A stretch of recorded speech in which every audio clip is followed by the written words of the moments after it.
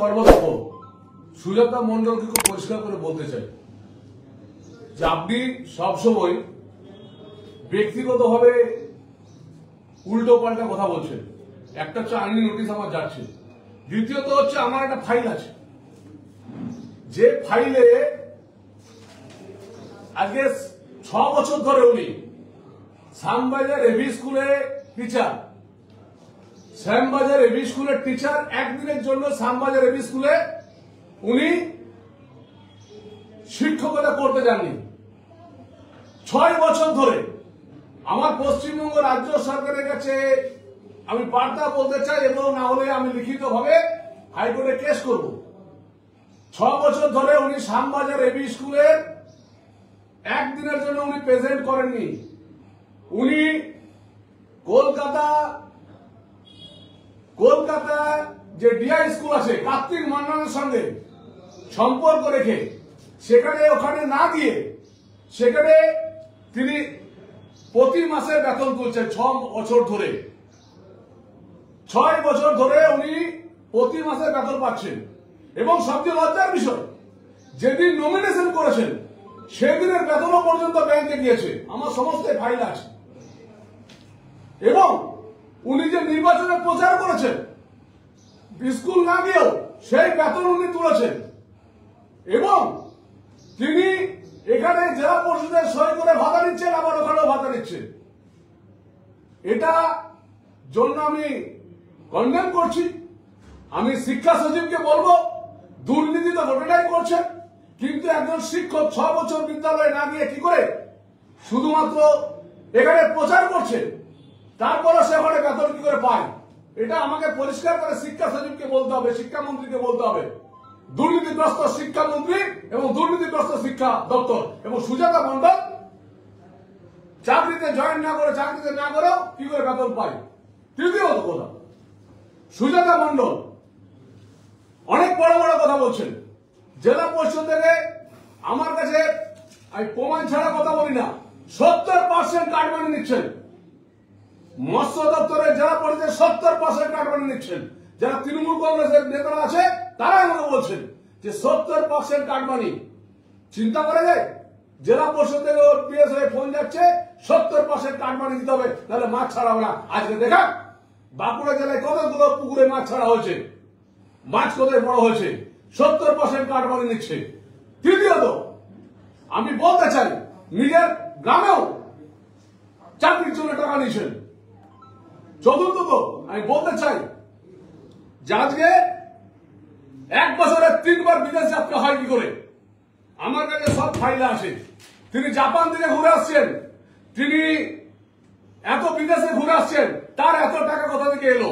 তার বাবার অ্যাকাউন্ট, সুজাতা মন্ডলের ব্যাংক অ্যাকাউন্ট এবং পোস্ট অফিসের টাকা ব্যাংক অ্যাকাউন্ট চেক করে দেখাও। এই যে উদ্বৃত্ত টাকা জেলা পরিষদের এত টাকা এলো কি করে? আমি ইনকাম ট্যাক্স ডিপার্টমেন্টকে চিঠি দিচ্ছি। নষ্টমী ভণ্ডামি করার এইসব উল্টোপাল্টা কথা বলার একজন ভদ্র মহিলা, সে আমার বিবাহিত স্ত্রী বলে কিছু নয়, একটা ভণ্ডবাজ, একটা দুশ্চিত্র নারী, ছলনা করে 6 বছর ধরে বিদ্যালয়ে না গিয়ে টাকা তুলছে রাজ্য সরকারের। বড় বড় কথা, আমি অনেক চুপ ছিলাম। আরো অনেক কিছু আছে, এই ফাইলে আছে। তার বাবা এবং তিনি নিজের গ্রামে পর্যন্ত চাকরি দেওয়ার নাম করে টাকা নিচ্ছেন, সেই আমি প্রমাণ পর্যন্ত পেয়েছি। কি যেন নাম ছেলেটার, সেটা ভুলে এসেছিল, আমাকে এসেছিল আজ সকালে। আমি তাই বলি, এগুলো তদন্ত করা হোক। শিক্ষা সচিবরা তৃণমূলের নেতা হলেই তিনি বিদ্যালয়ে না গিয়ে বেতন পাবেন। শ্যামবাজার এভি স্কুলে যান না একদিনে পড়াতে, সেখানে বেতন পাচ্ছেন। তার তদন্ত করা হোক, এবং আমি হাইকোর্টে বিষয়টা তুলছি, এবং আমি আমার তরফ থেকে ইনকাম ট্যাক্স ডিপার্টমেন্টকে চিঠি দিচ্ছি যে 3 বার, 1 বছরে 3 বার বিদেশ ভ্রমণ কি করে হয়?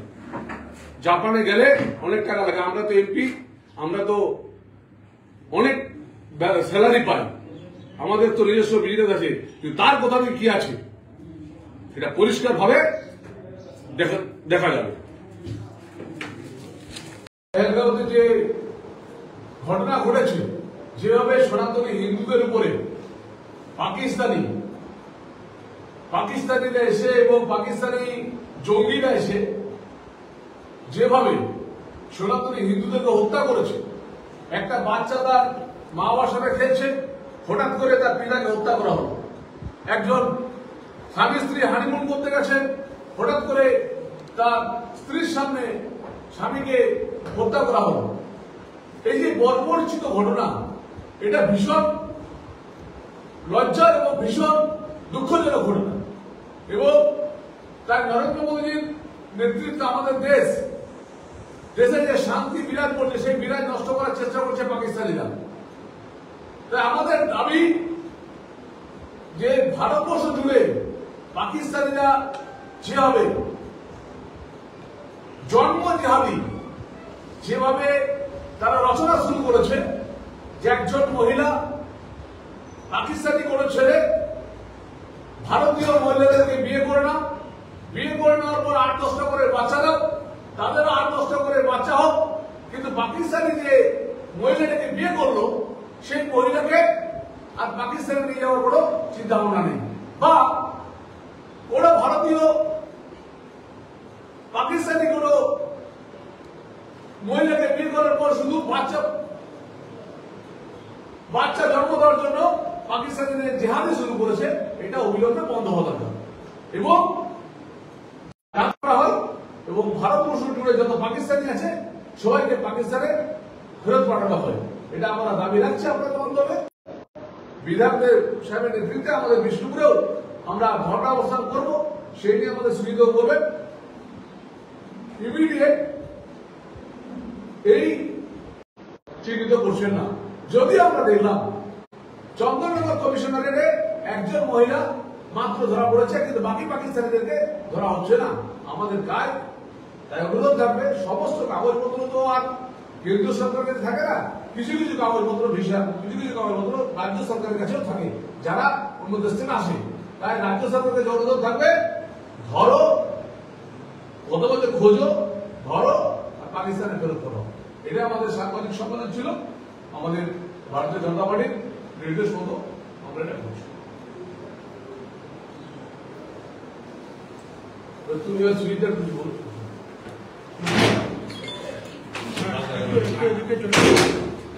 ওগুলো থাক, ওগুলো কেটে যাবে।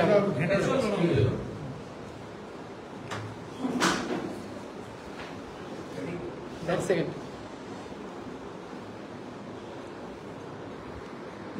আর একটু বোধহয় এলে ভালো হতো।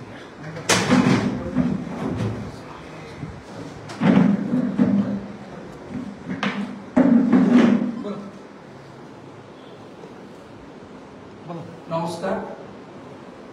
আমাদের সম্মানীয় সাংসদ আজকে প্রেস বাইট করলেন।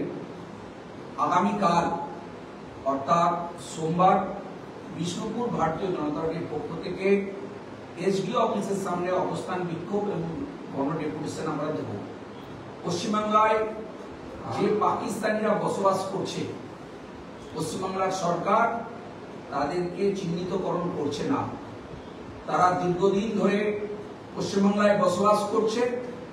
ভারতীয় জনতা পার্টি এবং কেন্দ্রের সরকার বলা সত্ত্বেও মমতা ব্যানার্জি এই বিষয়ে কোনো উদ্যোগ নেয়নি, কেননা ওই দুধেল গায়েরা তৃণমূলের ভোটার। সেই জন্য মমতা ব্যানার্জি তাদেরকে চিহ্নিতকরণ না করে তাদেরকে অবাধে এখানে থাকতে দেওয়া হচ্ছে এবং তারাই পশ্চিমবাংলার বুকে সন্ত্রাস চালাচ্ছে, তারাই পশ্চিমবাংলার বুকে দাঙ্গা লাগাচ্ছে। তাই ভারতীয় জনতা পার্টি কালকে এসডিও অফিসের সামনে এই বিষয়ে অবস্থান বিক্ষোভের সাথে সাথে আমরা ডেপুটেশন দেবো এবং আমরা বার্তা দেবো পরিষ্কারভাবে যে পশ্চিমবাংলায় কোনো অবস্থাতে এই পাকিস্তানি দিকে থাকতে দেওয়া চলবে না, তাদেরকে অবিলম্বে গ্রেপ্তার করে পাকিস্তানে পাঠাতে হবে। নমস্কার।